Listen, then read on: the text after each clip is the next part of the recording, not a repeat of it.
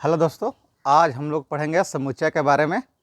समुच्चय से class 11th की शुरुआत होती है और ये क्लास 11th का सबसे पहला चैप्टर है जिसको हम लोग बोलते हैं सेट थ्योरी, समुच्चय सिद्धांत। अब समुच्चय सिद्धांत पढ़ने से पहले सबसे पहले हम लोग जानेंगे कि समुच्चय सिद्धांत की खोज किसने की। तो समुच्चय सिद्धांत की खोज जो है 1845 एक मैथमेटिशियन है जॉर्ज कैंटर।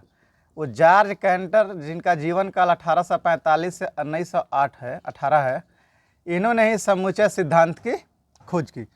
स्पेशली त्रिकोणमिति के प्रश्नों को हल करने के क्रम में समुच्चय सिद्धांत का विकास हुआ और आगे चलकर ये इतनी महत्वपूर्ण टॉपिक हो गई कि इसमें रिलेशन जुड़ गए, फंक्शंस जुड़ गए, बहुत सारे और भी टॉपिक्स जुड़ गए जो आधुनिक गणित का आधार हो गई। इसलिए ये चैप्टर बहुत इंपॉर्टेंट है, क्योंकि अगर हम इसको नहीं पढ़ते हैं अच्छा से तो हमें त्रिकोणमिति फलनों के बारे में जानकारी अच्छी से नहीं आ पाएगी। तो इसलिए समुच्चय सिद्धांत को पढ़ना काफ़ी आवश्यक है। ये सबसे महत्वपूर्ण टॉपिकों में से एक है। तो हम सबसे पहले समझेंगे कि समुच्चय क्या होता है। समुच्चय देखिए, समुच्चय का मतलब होता है संग्रह, सुपरिभाषित वस्तुओं के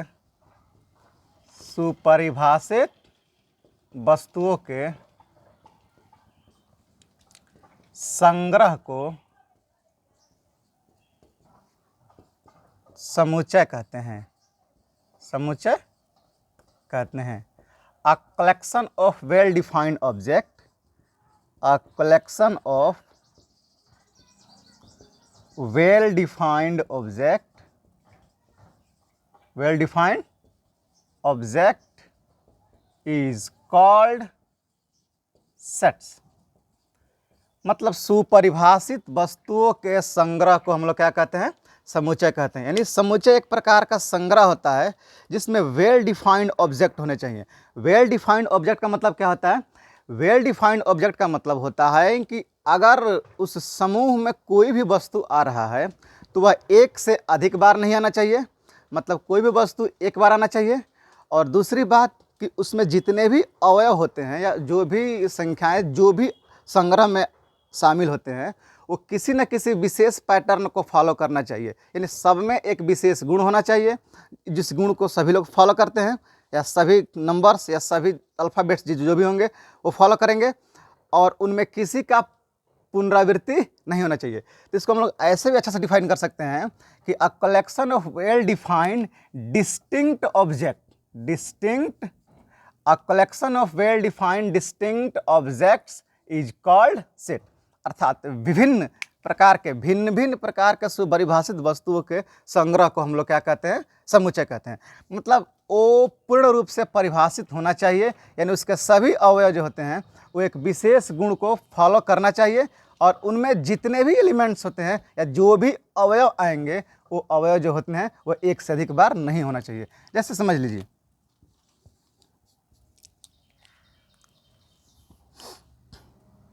जैसे हम लोग बोले तेज विद्यार्थियों का समुच्चय, तेज विद्यार्थियों का समुच्चय। दूसरा, सुंदर लड़कियों का समुच्चय, सुंदर लड़कियों का समुच्चय। और तीसरा है मोटे लड़कों का समुच्चय। तो देखिए ये तीनों को एग्जाम्पल को, और एक लेते हैं हम लोग प्राकृत संख्याओं का समुच्चय। प्राकृत संख्याओं का समुच्चय, पूर्णांकों का समुच्चय,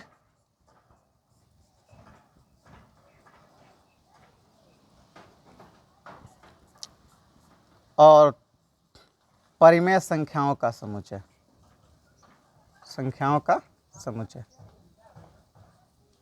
अब हम इनको देखने का प्रयास करेंगे कि इनमें कौन समुच्चय हैं और कौन नहीं है। देखिए, समुच्चय कहता है कि सुपरिभाषित वस्तुओं के संग्रह को क्या कहते हैं हम लोग? समुच्चय कहते हैं।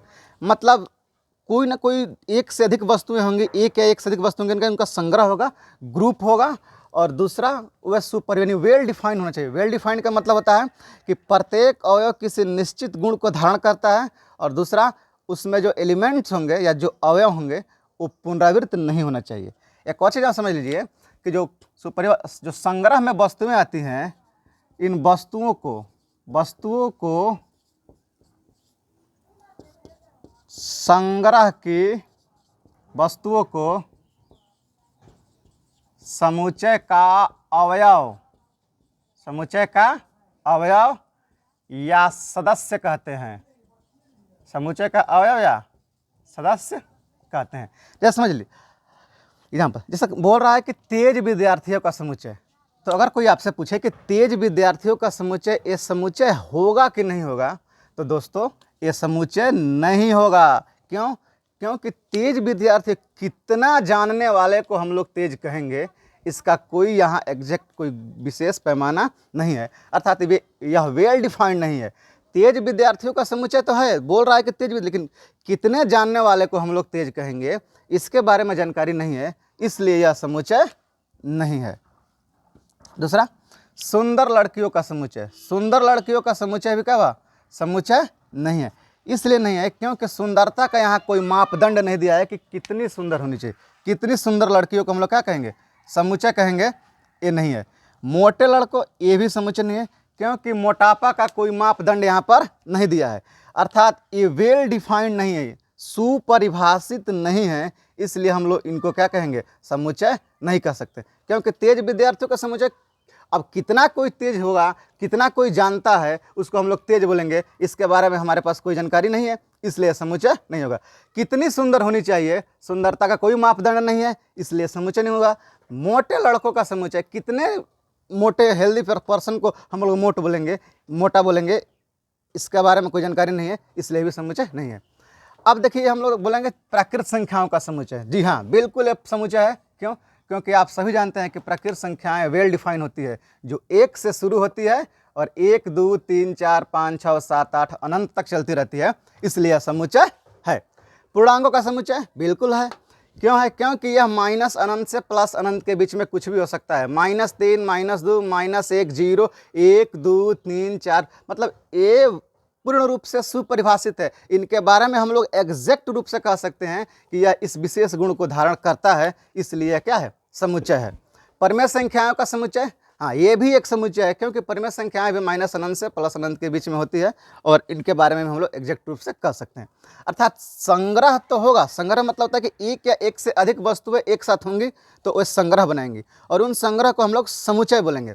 लेकिन समुच्चय होने के लिए कंडीशन ये है कि उसको सुपरिभाषित, वेल डिफाइन होना चाहिए, अर्थात उसके बारे में हम लोग देखते ही हम कुछ उसके गुण को हम लोग जान जाएं कि हाँ, यह इस प्रदत्त गुण को या इस दिए हुए गुण को क्या करता है? फॉलो करता है, जिस आधार पर हम लोग निष्कर्ष निकाल सकते हैं कि यह समुच्चय होगा। यानी तेज विद्यार्थियों का में तेज का कोई मापदंड नहीं देता कि कितना जानने वाले को हम लोग तेज कहेंगे, इसलिए समुच्चय नहीं था। सुंदर लड़कियों और मोटे लड़कों का कोई मापदंड नहीं दिया था, इसलिए समुच्चय नहीं था।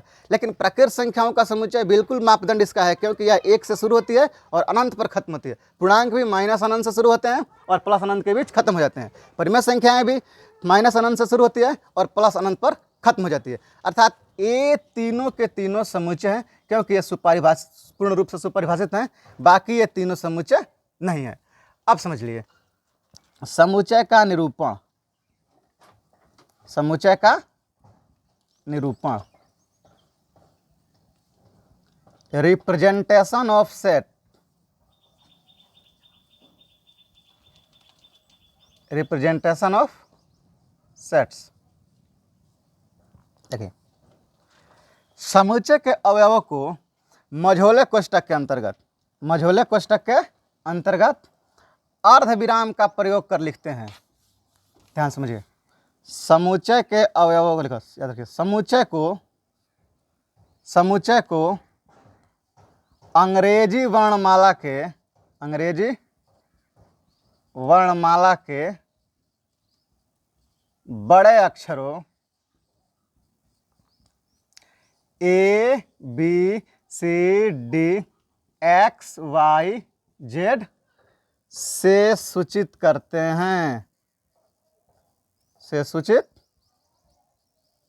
हैं। तथा इसके अवयवों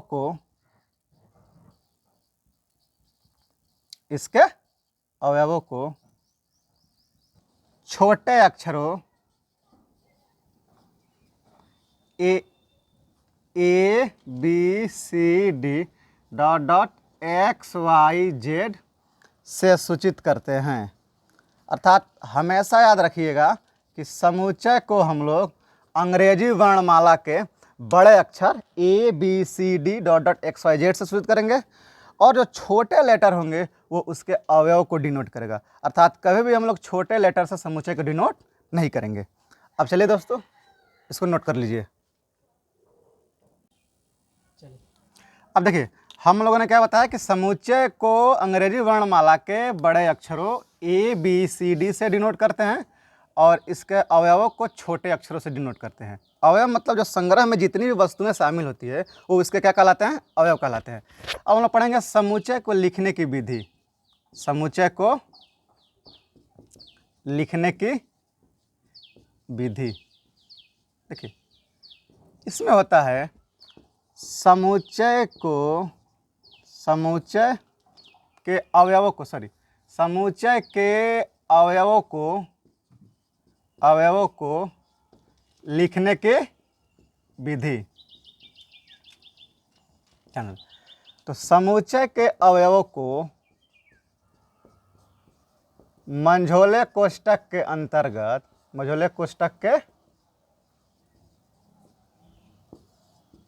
अंतर्गत अर्धविराम मतलब कॉमा होता है। अर्धविराम यानी कॉमा का प्रयोग कर लिखा जाता है।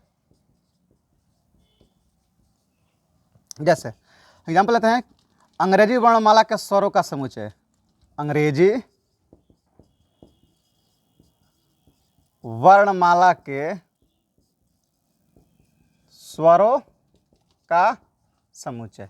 तो देखिए दोस्तों, क्या करेंगे हम लोग, इसको ए से लेकर जेड तक का कोई भी एक लेटर ले लेंगे जिससे हमको डिनोट करना है समुच्चय को। तो मैं मान लेता हूँ बड़ा कैपिटल ए ले लेता हूँ, क्योंकि समुच्चय को हमेशा बड़े अक्षर से डिनोट करते हैं। अब इसके अवयवों को हम लोग क्या करेंगे कि मझोले कोष्ठक ऐसे होता है और एक एक करके अर्धविराम का प्रयोग करके लिखेंगे। यानी अंग्रेजी वर्णमाला का स्वर पूछ रहा है तो स्वर में कौन कौन होता है? पहला आता है ए, फिर कॉमा दीजिए, उसके बाद क्या होता है ई, फिर कॉमा दीजिए, क्या होता है आई, फिर कॉमा दीजिए ओ, फिर कॉमा दीजिए यू। यानी ए ई आई ओ यू, ये अंग्रेजी वर्णमाला का क्या हुआ? स्वरों का समुच्चय है। तो इनको समुच्चय के रूप में हमने व्यक्त कर दिया। यानी मझोला कोष्ठक लिया और प्रत्येक अवयव को क्या किया? अर्धविराम का प्रयोग कर कॉमा देकर लिख दिए। ये व्यक्त करने की विधियां हैं। उसी प्रकार अगर मान लीजिए क्या प्रथम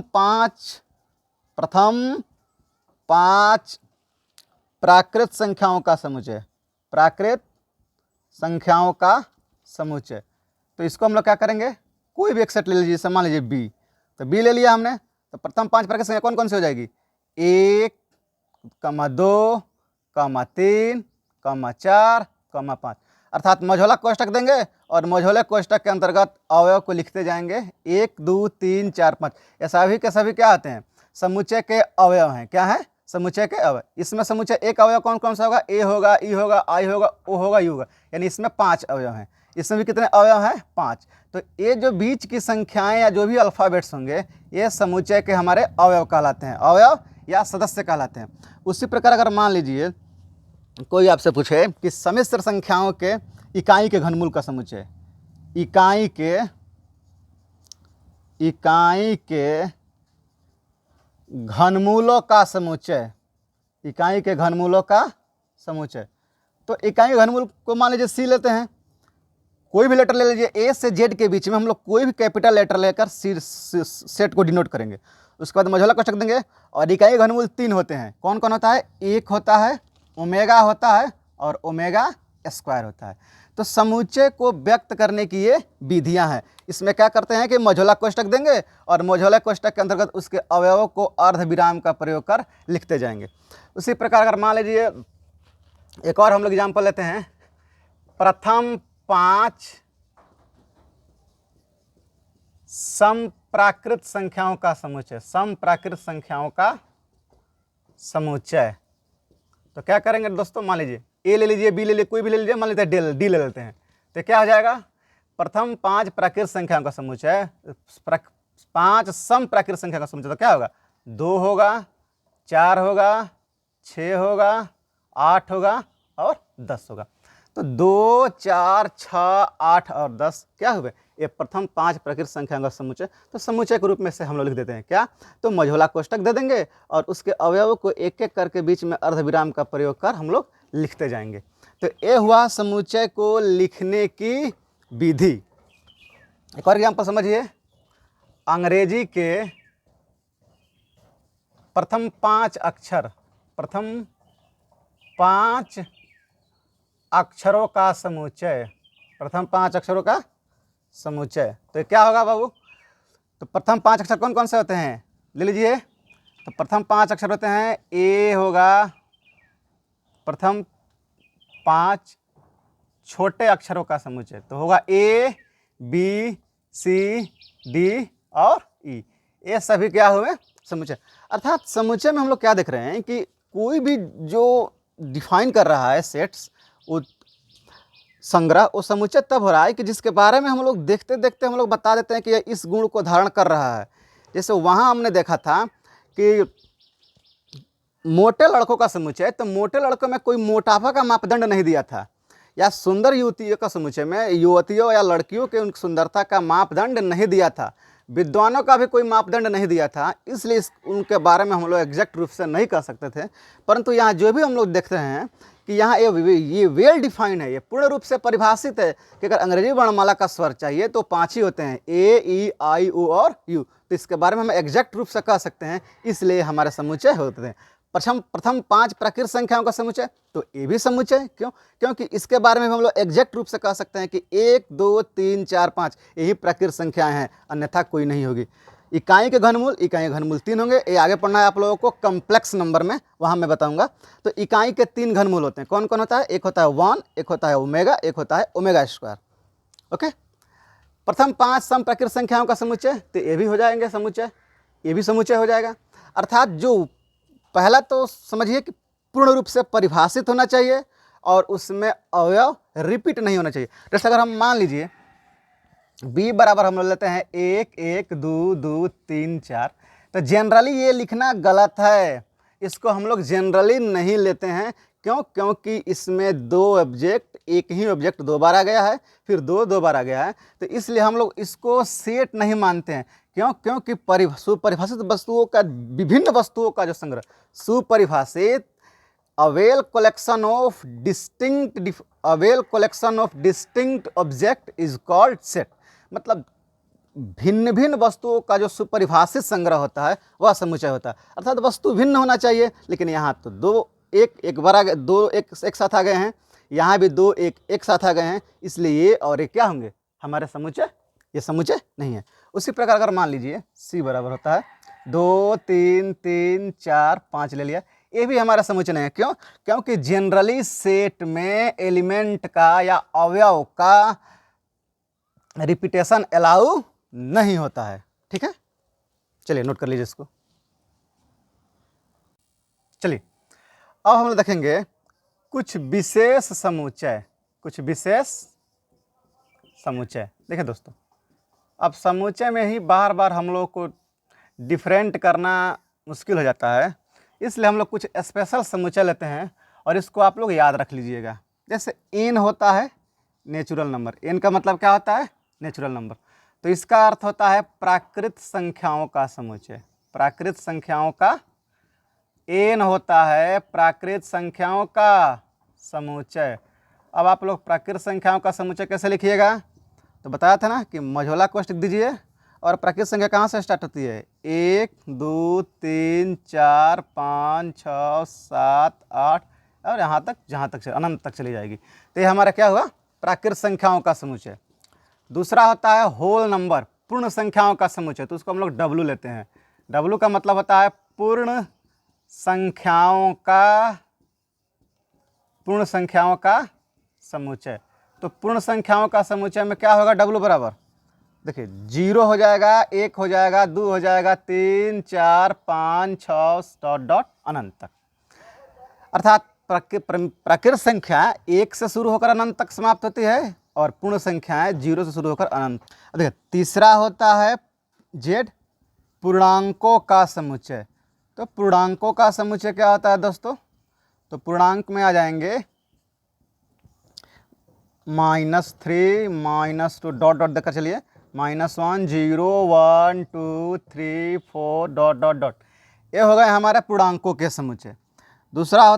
चौथा होता है परिमेय संख्याओं का समुच्चय। परिमेय, इसको हम लोग बोलते हैं, लेते हैं क्यू। क्यू लेते हैं, क्यू होता है परिमेय संख्याओं का समुच्चय। क्यू परिमेय संख्याओं का समुच्चय।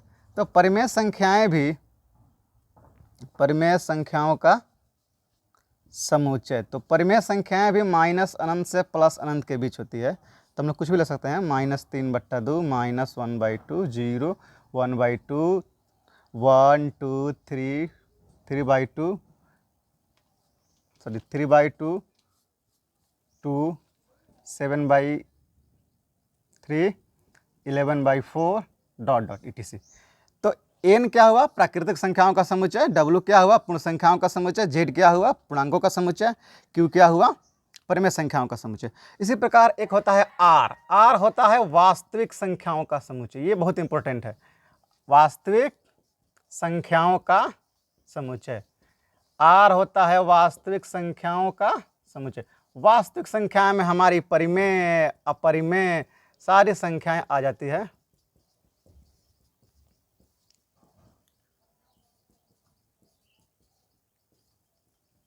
डॉट डॉट, यानी रूट वाली अपरिमेय संख्याएं भी आ जाएंगी, परिमेय संख्याएं भी आ जाएंगी। जितने भी संख्याएं होती हैं वो सारी की सारी किस में आ जाएंगी? हमारी वास्तविक संख्या में। तो ये होता है रियल नंबर। रियल नंबर को का पहला लेटर आर होता है, इसलिए हम लोग वास्तविक संख्याओं का समुच्चय कैसे सूचित करते हैं? आर से।